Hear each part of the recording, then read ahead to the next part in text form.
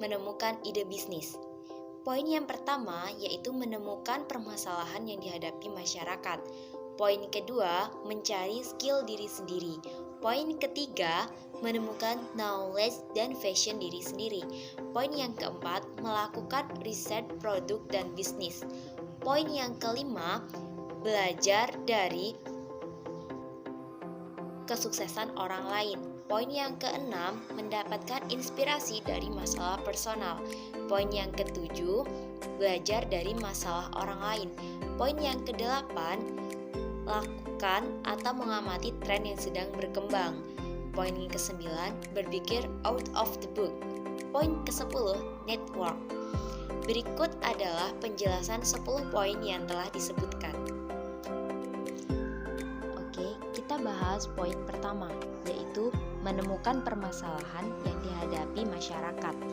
Nah, untuk menemukan permasalahan yang dihadapi masyarakat ini, kita perlu melakukan survei terhadap kondisi lingkungan dengan cara turun langsung ke dalam masyarakat, sehingga kita dapat melihat masalah apa yang sedang terjadi dan kemudian mencari solusi untuk menghadapi masalah tersebut.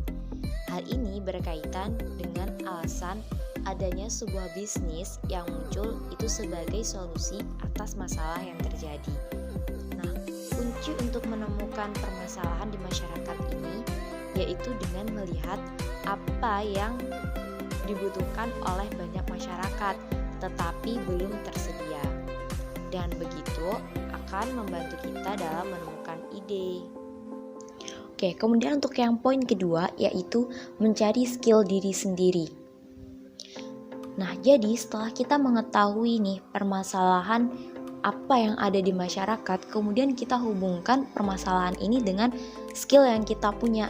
Jadi di sini kita berpikir apa sih yang bisa saya benar-benar lakukan yang sesuai dengan skill saya sendiri terkait permasalahan yang ada di dalam masyarakat tersebut.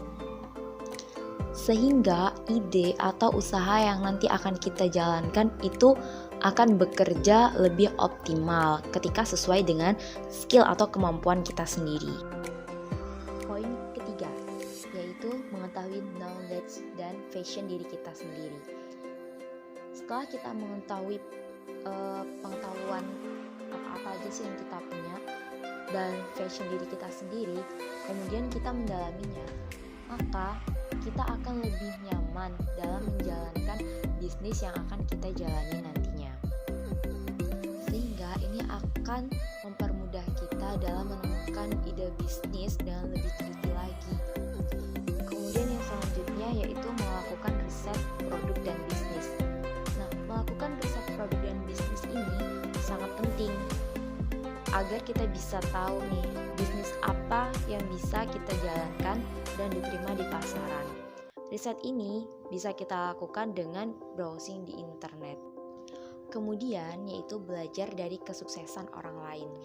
Nah, hal ini bisa kita lakukan dengan mengamati bisnis yang bisa dikatakan udah sukses atau unggul gitu ya. Dengan mengamati hal tersebut, kita dapat mengetahui keunggulan yang dapat kita pelajari dan kita terapkan pada ide bisnis kita dengan sedikit memodifikasinya. Kemudian untuk yang selanjutnya yaitu mendapatkan inspirasi dari masalah personal. Nah, jadi berawal dari masalah personal atau masalah diri sendiri itu juga bisa membantu kita dalam menemukan ide bisnis. Jadi kita ingat-ingat dulu nih masalah apa sih yang pernah kita hadapi, terus kita itu temuin solusinya. Misal nih dulu kita itu disuruh ngumpulin karya tulis ilmiah, dimana selama membuat karya tulis ilmiah tersebut tidak boleh melakukan kegiatan plagiatisme. Terus kita sempat bingung nih gimana sih caranya ngecek plagiatisme itu. Nah, setelah mengalami kebingungan nih ya sebelumnya, kemudian kok kalian bisa nyelesain masalah itu, kalian tahu gimana solusinya mengecek plagiatisme tersebut. Nah, dari situ bisa kita angkat menjadi suatu ide untuk berbisnis, karena mungkin gak semua orang bisa mengetahui cara mengecek plagiatisme. Untuk yang poin ketujuh yaitu belajar dari masalah orang lain. Nah, poin ketujuh ini hampir sama ya dengan poin keenam tadi, hanya saja kita mencari masalah itu bukan dari diri kita sendiri, melainkan kita melihat dari masalah yang orang lain hadapi. Next, untuk yang selanjutnya yaitu mengamati tren yang sedang berkembang. Nah, poin ini berkaitan dengan poin yang keempat tadi.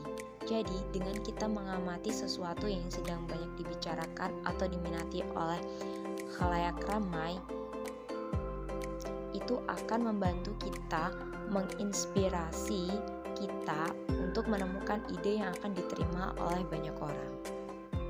Untuk yang poin ke-9 yaitu berpikir out of the box, yaitu kepekaan dalam membaca peluang untuk menemukan ide bisnis baru pada bisnis yang sudah ada di pasaran, yang kemudian kita jalankan dengan sudut pandang yang berbeda. Nah, ini akan menjadi poin plus tersendiri buat kita ya, ketika kita menemukan ide baru nih pada bisnis-bisnis yang sudah laku di pasaran, tetapi kita menjalankannya dengan sudut pandang kita sendiri yang berbeda dengan orang lain lakukan. Untuk poin yang terakhir yaitu network.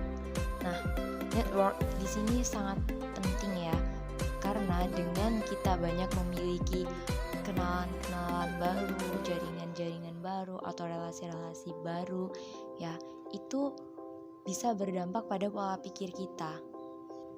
Karena pastinya setiap orang itu bakal memiliki pola pikir atau pendapat yang berbeda-beda.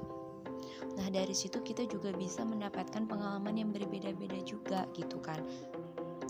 Sehingga dengan memperbanyak jaringan ataupun memperbanyak relasi, itu akan membuat kita menemukan banyak hal-hal baru yang nantinya akan membuat kita terinspirasi untuk menemukan ide yang bisa dijadikan suatu bisnis.